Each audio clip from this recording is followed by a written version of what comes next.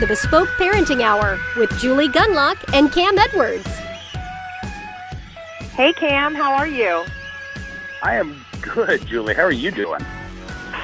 I'm doing well. I think I'm still in a state of shock about the election. We have not spoken since the election, so I think we have lots to talk about. Yes, you're right. That's right. We didn't do a show last week because normally we do it on Wednesdays. I was live on SiriusXM Patriot from 1 a.m. to 3 a.m. Wednesday morning. And how do you go to, so you actually saw the results. I mean, how do you go to sleep after that? Right, exactly. So I didn't go to bed till probably close to 5. I think I may have even seen the sun come up before I fell asleep that night. But I did get to call the election, which was pretty cool. Wow. Because I figured, going on from 1 o'clock to 3 o'clock in the morning, everything would be over.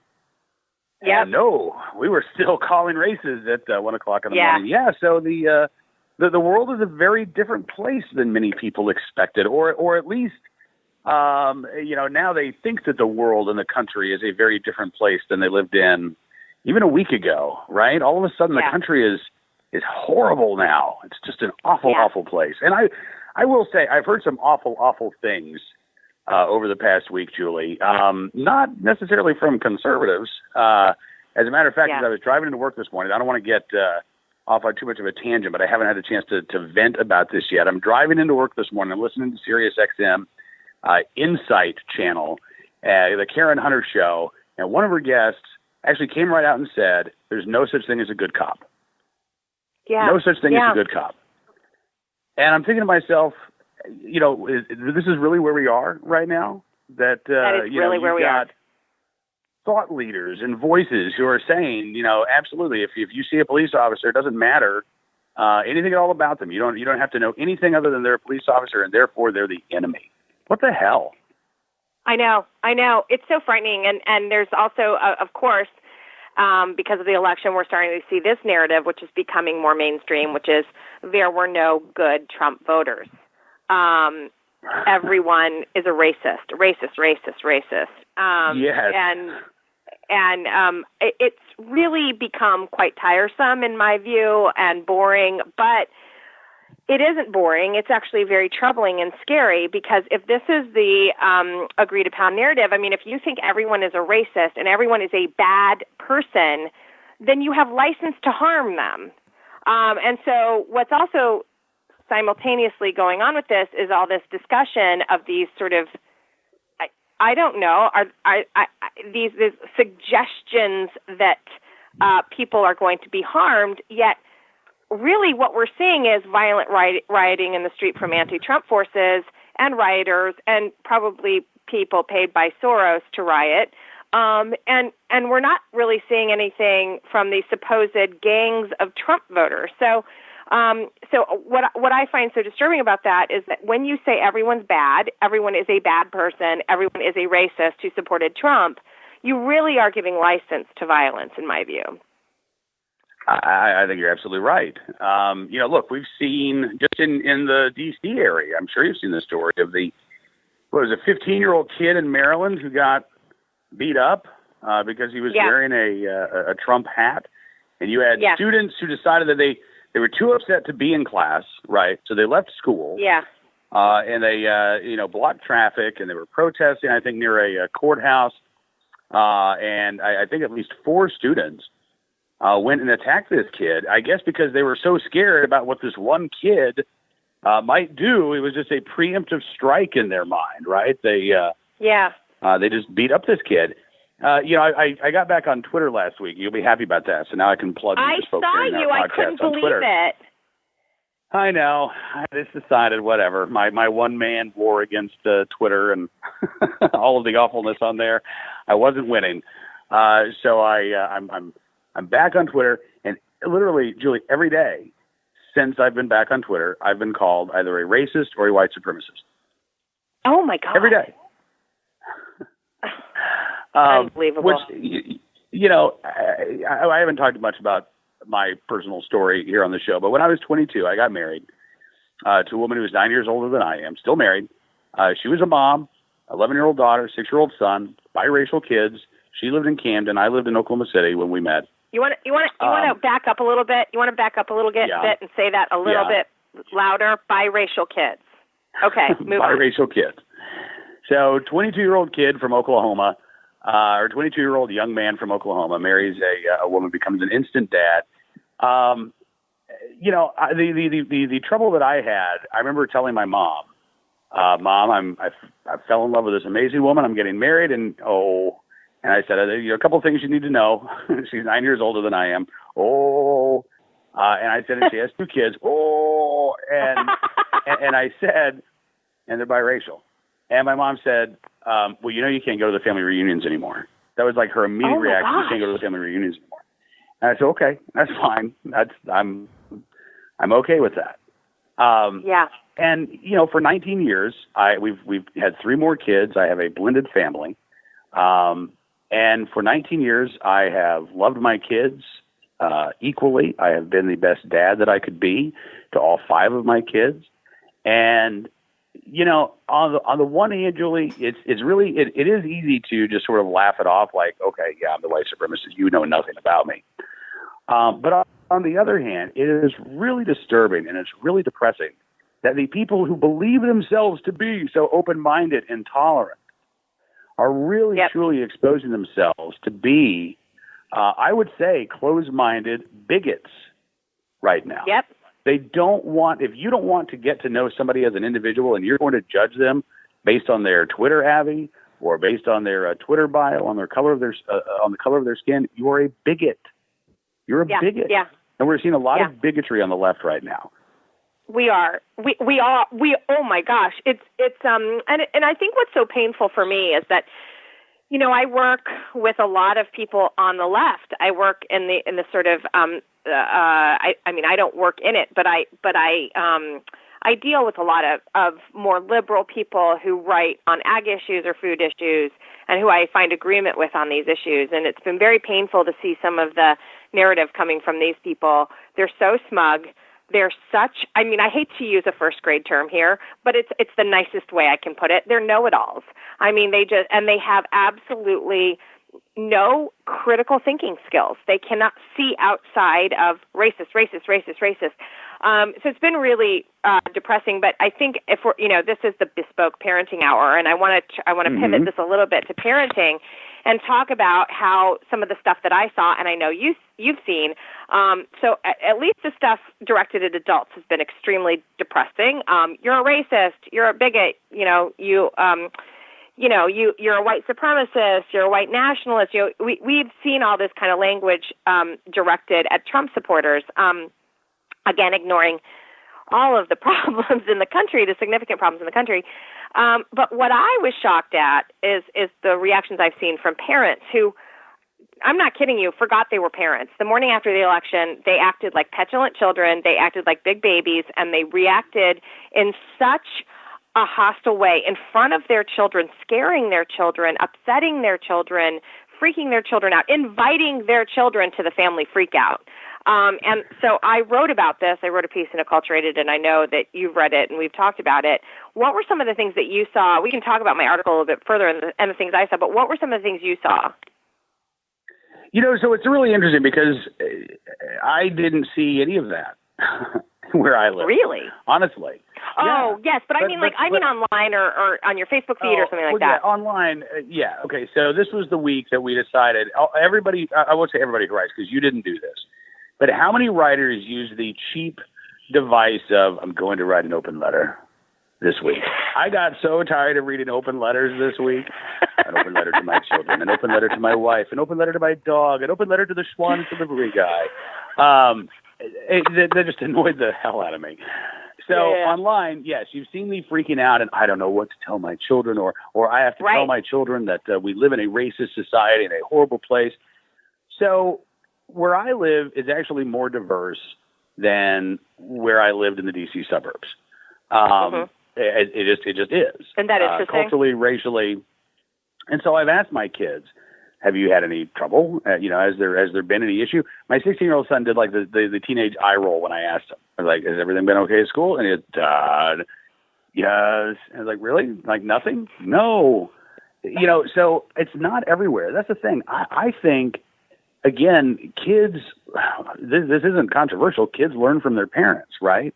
And so if parents are freaking out, then kids are going to freak out. You and I grew up in the 80s. We grew up in the Cold War. I remember being a kid watching The Day After. Remember that miniseries about nuclear war? Oh, my gosh. And do you remember this British version called Threads?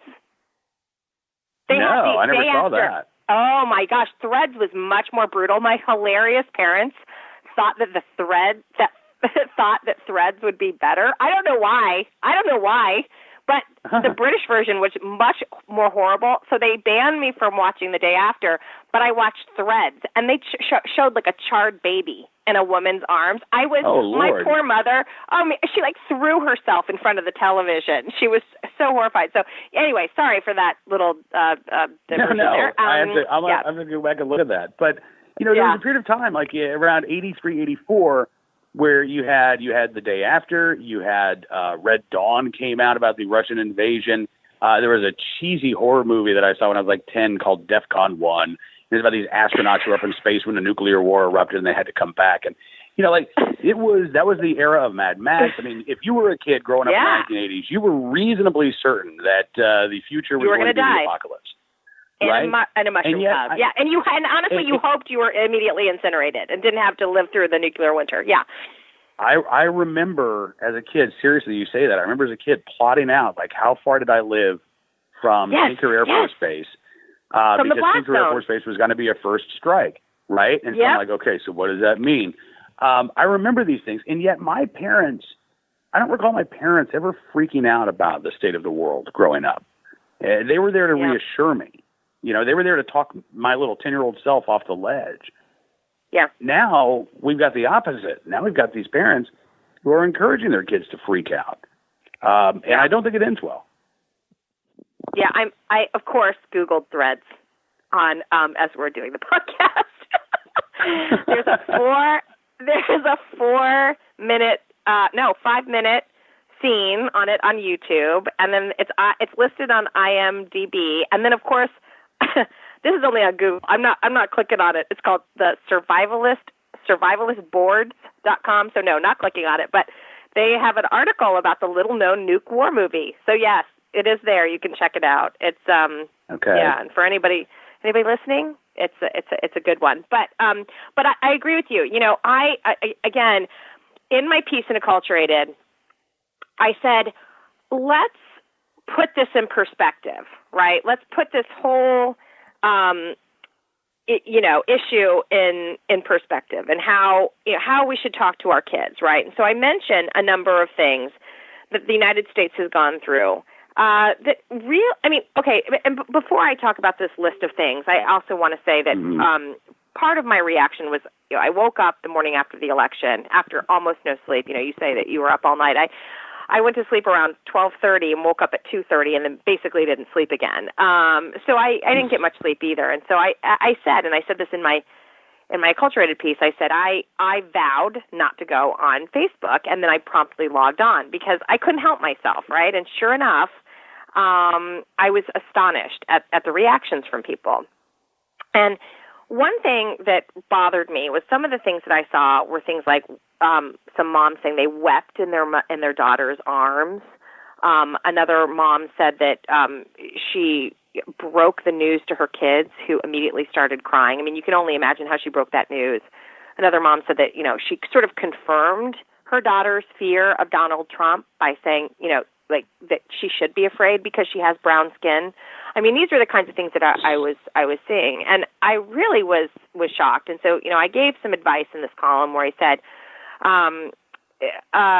in addition to talking calmly to your children about this election, parents can also use it as an opportunity to teach kids a little bit about American history. I said, first try putting Trump's victory, or if Hillary won, Hillary's victory, because I also mentioned that, in 2012, 2008, the right was freaking out. I don't think as hysterically, but they were freaking out a little bit about Obama's election. I said, but put it in perspective by telling them the many challenges the American people have faced and survived. I gave a few examples. I said the Civil War, our fight for independence, slavery, institutional racism, denying women and blacks the right to vote, the Great Depression, Woodrow Wilson, 2 world wars, Japanese internment camps, the American Indian reservations, Vietnam, market crashes, terrorism. I mean, 9/11. I mean, there are multiple number of things that you could actually weep in your daughter's arms, and I wouldn't make fun of you. Okay, but this seems a little crazy to get this upset about this when America has survived these true tragedies, truly horrific tragedies. So, I really was astonished to see this. And again, it shows a little bit, I would say, of I would say Gen X. I mean, I'm Gen X. I think you're Gen X. I know you're younger than me, but you're Gen X. I really do think this shows like a lack of historical perspective, a lack of historical understanding. And frankly, we see this happening in other areas, like Gen Xers' refusal to vaccinate their children because they've never seen one of their friends in an iron lung. Or, right. It's all this sort of growing up. I mean, but I will say you make the good point, why it's confusing, is that Gen Xers grew up in the Cold War, where, we did face things that were far more serious, like nuclear annihilation. So, I don't know. It's confusing, and it's really depressing to see people reacting this way. It is, and I think we've lost a lot of those lessons that we learned when we were kids. Because I'm 42. The Berlin Wall fell in 91 when I was in high school, and we sort of grew up in that post-Cold War environment. And if you're younger than that, and you really don't remember the Cold War, and I'm sure I don't remember I remember the very tail end of the Cold War as a kid, right? So you've got people who are 30 who have no recollection of this. And I make this point in the book that I co-wrote with Jim Garrity, Heavy Lifting, that came out last year. Yeah. My dad, I was the happy accident, right? So I'm the youngest of 7 for my dad, and he was almost 50 when I was born. So I had a whole different perspective growing up. All of my friends, their dads were in Vietnam. My dad was in World War II.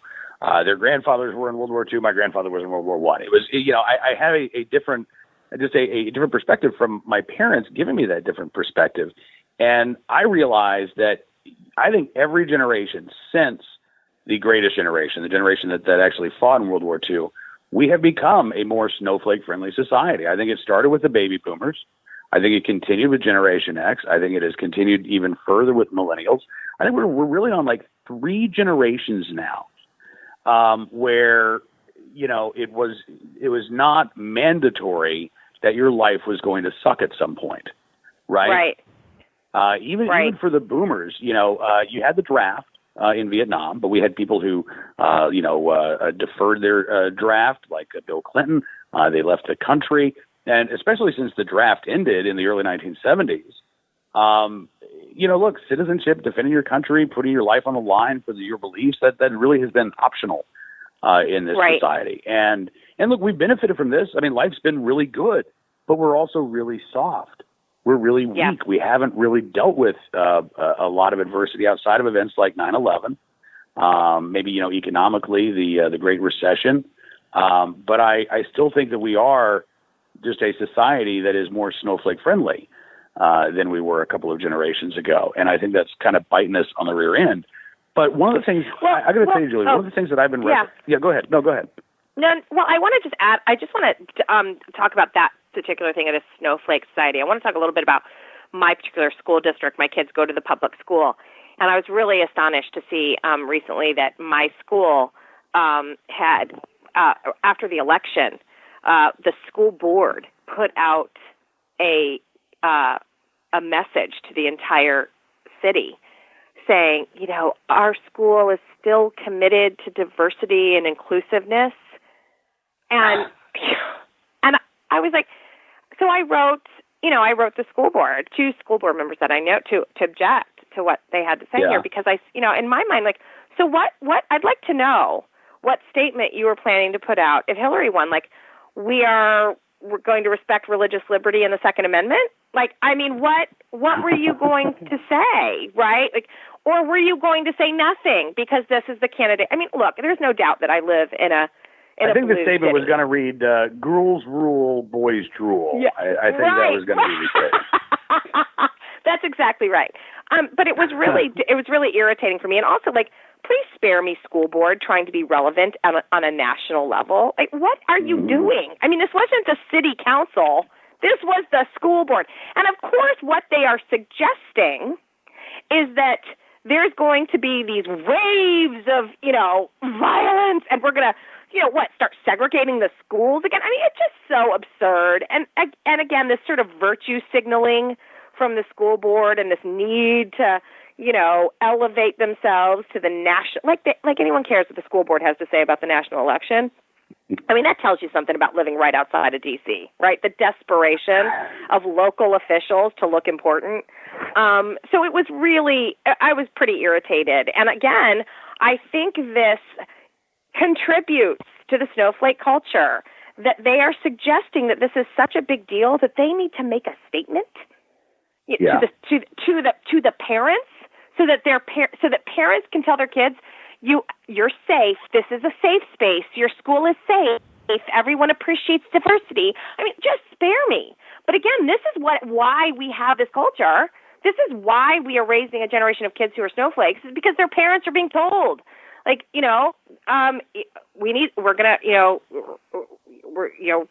are not affected by this. This is a narrative coming out of cities and school districts. I think it's coming out of the party too. Look at Howard Dean yesterday, earlier this week, saying that this is Kent State for millennials. Oh, holy crap! Good. I mean, again, gain some perspective. But when you have the thought leaders who are encouraging people, who are encouraging adults to freak out, and then the adults turn around, well, if I'm supposed to freak out, I better prepare my kids. I better let my kids, know that it's okay, and they should be freaking out about this.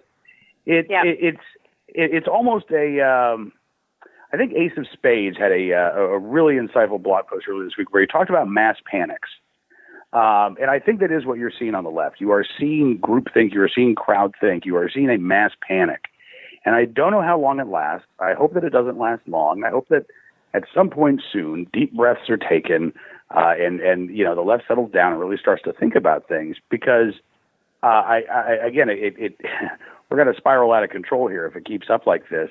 And I'm curious, Julie, given what we've seen over the past week, I imagine that this has not impacted your parenting style. You may be more aware of what you're telling your kids, but have you had any thoughts like, am I damaging my kids by telling them we treat people as individuals? Am I doing harm to my kids? Are they going to be able to function in society if they don't look at somebody and immediately prejudge them? Because I'm not going to teach my kids that that's right, because I don't think that it's right. But it does seem like, again, there are large swaths of society who are telling their own kids, oh, judge away, right? Judge right away. And I worry that I'm going to raise my kids to be misfits. I think I'm raising them right. Oh, I don't know. But I also do worry that they're not going to fit in. They're not. I mean, look, I've told my children already, we live in a city, and I've explained, my kids are very confused, right? They're very, they're very confused. They're like, Mommy and Daddy don't sound like, we come home and they talk about, I got to tell you though, I love my kids so much and I love them because they are a little bit misfitty, and I love that they are not fitting in. My kids, my school has been very good. There's no virtue signaling. There's no, crying. Look, they're in elementary school, so I think most of the reasonable parents in the school would object to any kind of drama. However, there really hasn't been any kind of. I've seen nothing, and I think the teachers have been really smart about keeping the election talk to a minimum. However, they did a sort of they talked a lot about civics. They talked about the presidential election. Not sure if they talked about the importance of the Electoral College. Doubtful.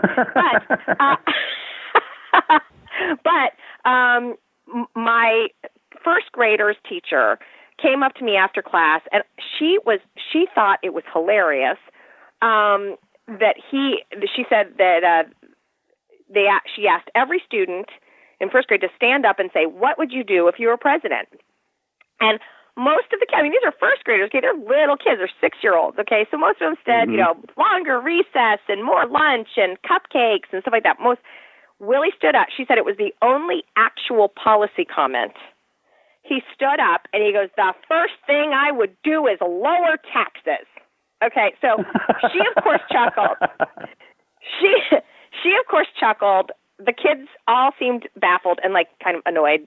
Sit down. We want to hear more about cupcakes, which I adore him for saying that. And of course, we gave him a big hug and told him how great it was, and and then we talked about why it's good to have lower taxes at dinner that night. We talked about it. You have more money in your pocket, you can decide where it goes, and we talked about privatizing infrastructure projects, and we really got into it deep. Okay, and then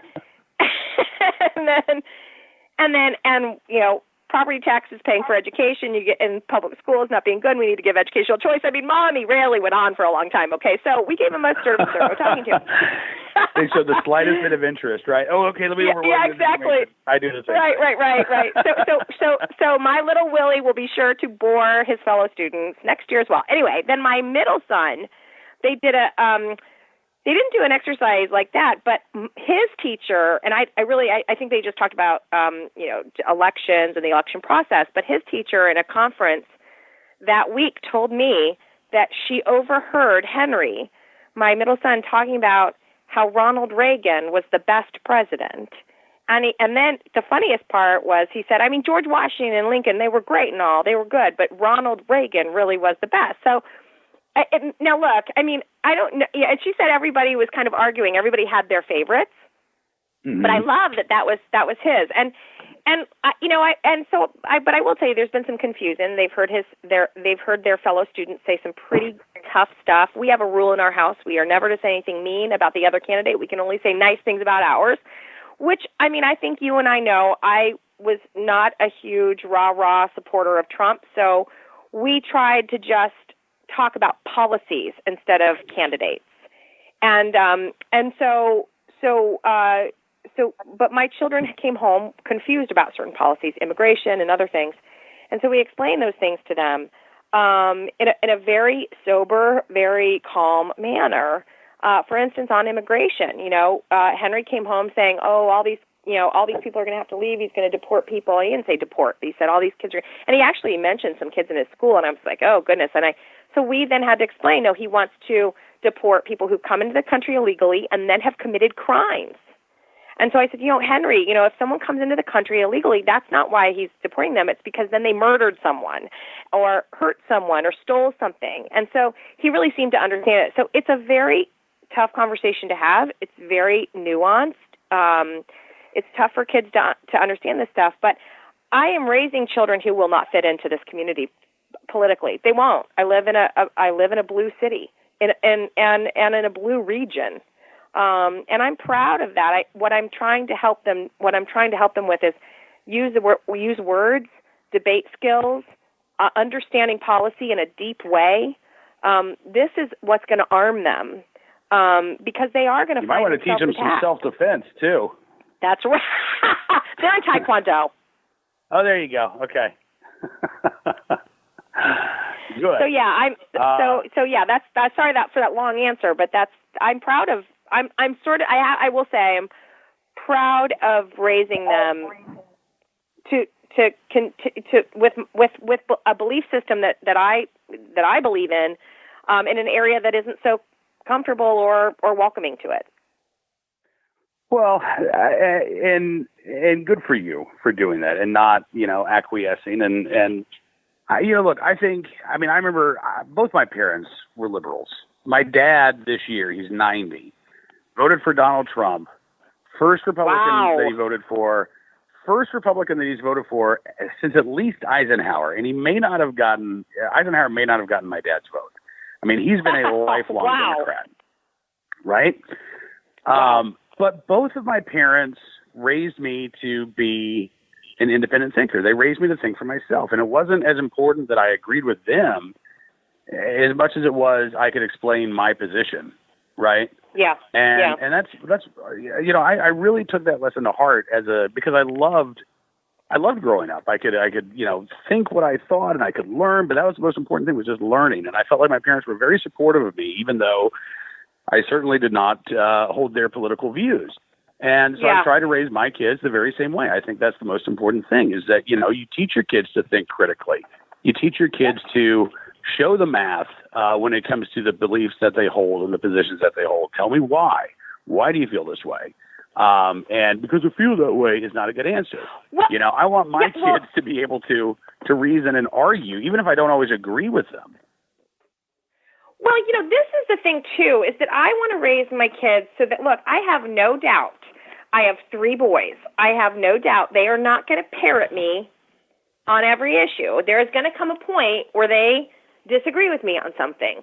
But the thing is they're not going to think, okay, so let's say one of my children, God forbid, becomes a liberal, okay? Let me just take a moment. Hold on. We'll give you a puppy and an adult coloring book if that happens. You can have your own space. I'll just be fine with a box of tissues and a bottle of vodka. But anyway, so let's say, for argument's sake, that one of them becomes a liberal. The thing is, he's not going to grow up, though, thinking my parents were conservative because they were racist. Okay? They're going to remember conversations about how the private sector can probably do better than government, and that's why taxes should be low, so that there's more money to invest in companies. You get this whole, we know this conversation, right? And we know how the logic works, and why, from a policy standpoint, why I believe in smaller government. I believe in free markets and free trade and all of these other things. So they're gonna remember these conversations, and who knows? They may become liberal for a number of reasons, but they're going to be reasonable and they're going to be able to understand that the motivations of conservatives go beyond, these sort of trite answers that we're seeing on Twitter. And I can handle that. I have a lot of really good, reasonable liberal friends. I actually have this one woman who she's quite liberal. She's worked on Capitol Hill, and I think that says a lot. I think that's the reason she's so reasonable. She's worked for years with conservatives and moderates, and Bernie Sanders liberals on her side. She's had to work with these different people, and she understands the motivations go beyond just some sort of personal angst or racism or something like that. And so, I actually don't mind if my children don't agree with me on policy. I just don't want them to be these hysterical, liberals that we're seeing today. I think so much of that, as you say, is exposure, So one of the people who called me a white supremacist on Twitter this week refused to talk with me anymore after calling me a white supremacist because I had gun owner in my Twitter profile. And this is a trans individual who is, I think, working in Georgia on trans law. And I wanted to tell this person, I've met more members of the LGBT community because of my gun ownership than I would have otherwise, right? I mean, I have had more exposure, with my job at Canon Company. I mean, look, I've had the opportunity over 12 years to talk with tens of thousands of NRA members, and I realize how diverse a group that is. And yet on one issue, they all come together, right? So that's, in turn, I think, allowed me to be able to say, you know what, I need to see people as individuals, because I'm going to run into people that I disagree with all the time. But when it comes to the right to keep your arms, when it comes to self-defense, we are all on the same page. So what else might we have in common, right? And so I think, again, just not being in your own bubble. And I think that's part of the problem with Washington, D.C., is that you get stuck in a bubble. And you get siloed. I actually disagree with that. I think you don't. No, I don't. But I actually find, I will say, I find in D.C., my goodness, I find so many. Maybe I should narrow that down even further. It's not just D.C., it's Capitol Hill. I find people to be, it's a little less so today. But because you have to work with the other side so much, you tend to be less hysterical. I think political. Well, I would say, okay, so on Capitol Hill, yes, but if you work for the Center for American Progress, how many conservatives are you hanging out with? If you work, and on our side, if you work for the Media Research Center, how many progressives are you hanging out with? Well, when you're going to happy hours, you're interacting with, we're siloed, and we're sort of siloed, I think, politically as a nation. The only time that we interact with each other is to yell at each other on social media. You're right. And really, also in the science community, I'm finding this to be very true. I mean, these science communicators, it's really sad, Cam. I don't think you and I have talked about this, but gosh, so there's this I write a lot on GMOs, genetically modified ingredients or organisms. I write about agriculture and pesticides and stuff like that. What's really fascinating after this election is to see the two sides divided between, because usually these the science community, the pro-GMO science community, like the biotech community, and the pro-GMO farmers. So farmers who use GMO seed, who choose to grow GMO produce, are aligned. So you have a lot of like agreement among these two groups. Well, suddenly the science community is so, apoplectic about these are generally left of center people. There's not a lot of right of center scientists. We know this is nothing new, right?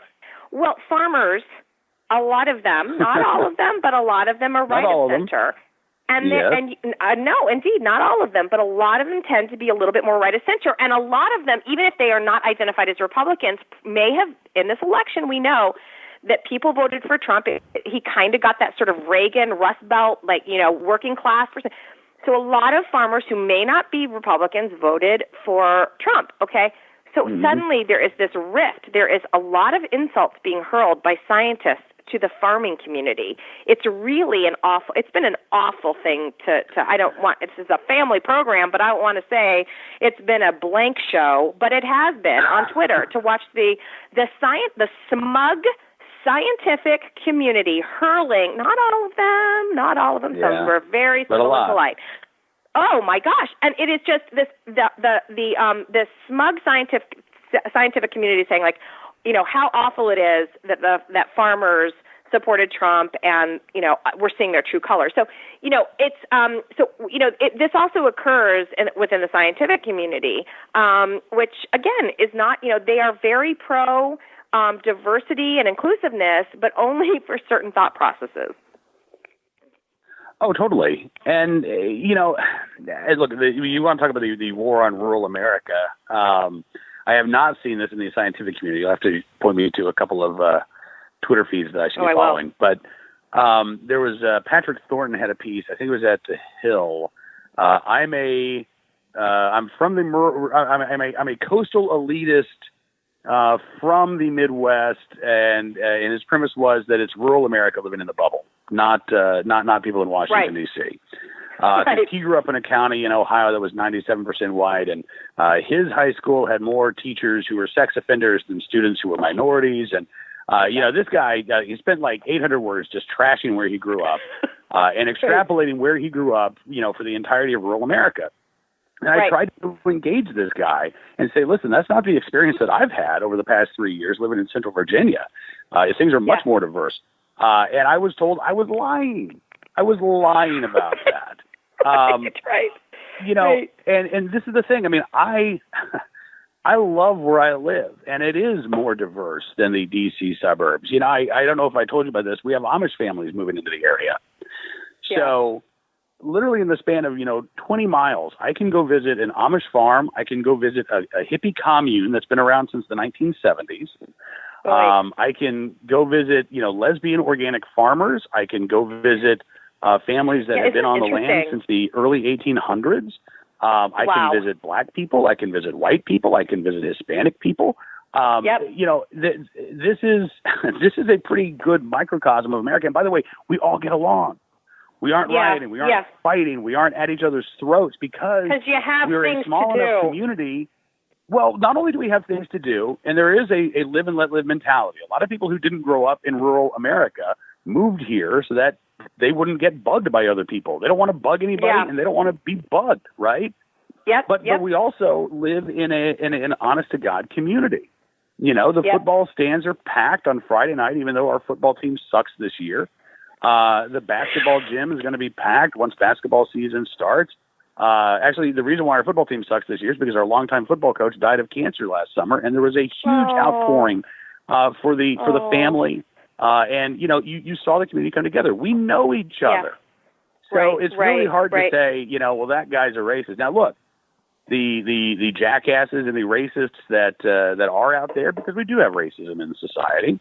I don't think that it is endemic. I don't think it has reached epidemic proportions, but there are racists out there. And you know what? When you live in a community, you know who they are too, Julie. Right? And okay, well, that guy is just that guy. That guy, we know him. I don't want to dismiss, that these things have happened. I actually have a good friend, and she said that she and her daughter were walking down the road. It happened 2 days ago. They were walking from the school to her house. This is in a my sweet little neighborhood, and she's walking with her. I think her daughter's 8, walking with her 8-year-old, and a group of boys in a truck screamed out the P word to her and her daughter. Okay. Now, of course, she's thinking it's all because of Trump, right? Now, it probably, I'm not going to dismiss that, and it probably is, right? And it's a bunch of teenage boys acting like jerks, right? I don't want to dismiss these individual cases and things that are happening and people being jerks, okay? But I don't want to dismiss them, but a lot of them have also turned out not to be true. And I'm not saying absolutely, that was the case with your friend, no, it's not the case with my friend. But what I'm going to say here is that I hear almost nothing from my liberal friends about the actual documented cases of violence by the left, and this is what bothers me so much. It's like, we hear and of course the mainstream media, you write, "Yay Trump" on a sidewalk, and we need 14 months of counseling. But the actual violence, setting cars on fire, attacking people who are trying to drive through a crowd, actually dragging a man through the streets of Chicago while people are cheering that he's a Trump because he's white, that he's a Trump supporter. I mean, these are actual cases that have been filmed of violence against Trump supporters, and it's crickets. I mean, the rape Melania hashtag that was trending on Twitter. Think any mainstream media is covering that? I have to say this. The other part of the snowflake culture is it's selective outrage. It's not outrage about everything. It's selective outrage, and I have to say that actually does scare me a little bit because. As a woman and as a conservative, it bothers me that people are only, at least I think that the media is only concerned about things that affect a certain demographic of people. I think that you're right. I think that there's one of the wrong lessons that the media has learned. I've been saying for months now, the media's been doing a lot of damage to itself that's going to last past the election. And it's true, and the media, I think, responded during the election, decided we're declaring war on Trump, we're declaring war on his supporters.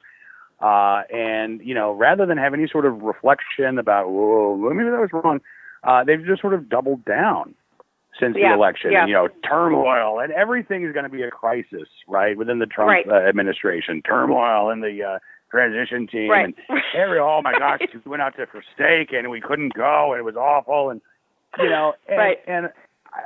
they, as long as they keep doing this, they're going to keep doing more damage to themselves, which is bad because we need a press that the American people can trust, but we need it also to be trustworthy. And right now they're complaining, Julie, they're complaining about fake news sites when yet. This week, I've seen at least 3 stories reported by quote-unquote mainstream media that they've had to retract because they're not true about Donald Trump and about his transition team. Yeah, I think a lot of conservatives considered New York Times a fake news site for a long, long time, but nobody seems to be concerned about that. But on that note, I think we need to wrap up our I think you're right. Our time. We could keep venting like this for hours today. This could be like an 8-hour marathon. But you're right. Look, so here's my final thought. As easy as it is to try to keep score and to try to, point out, okay, well, what aren't you talking about? And you're not talking about this. And just, now is the time to take a deep breath, to talk to your kids about how to be good people. And I think if we focus on that, if we just, focus on the things that we do have control over, like imparting parenting advice and trying to raise our kids right. It's a long-term process, but I think that's how we get out of this mess that we're in. I think so too. I think that I will say though, I think the reaction to the election that we're seeing, everybody is acting like it's because of Trump. I am not so sure these kinds of hysterics wouldn't have happened if Romney had won or if McCain had won. I'm not kidding you. I mean, you know, no. I remember when the kinds of things that were being said.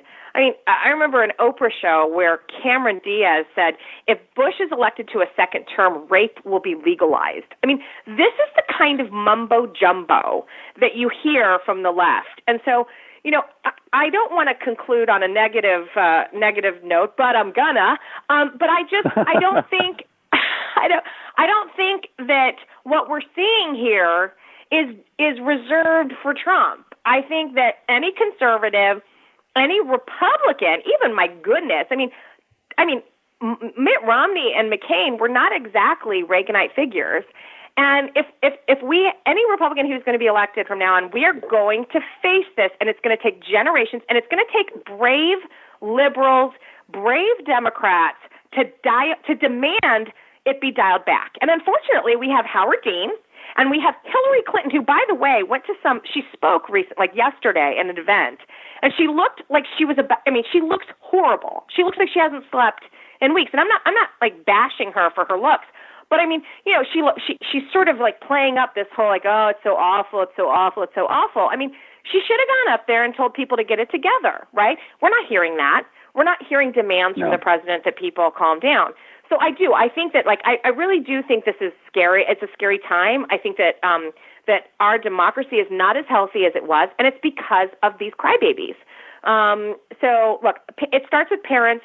Parents need to be more responsible in how they talk to their kids about the election. They need to put these things in perspective. They need to give them some sort of reference. They need to talk about loyal opposition, that democracies are healthier when there is loyal opposition, and so, you know, hopefully we'll see a turnaround, but I don't expect we'll see it anytime soon. Thanks, Julie, and thank you for listening to the Bespoke Parenting Hour podcast, and hopefully we'll be back again next week with more.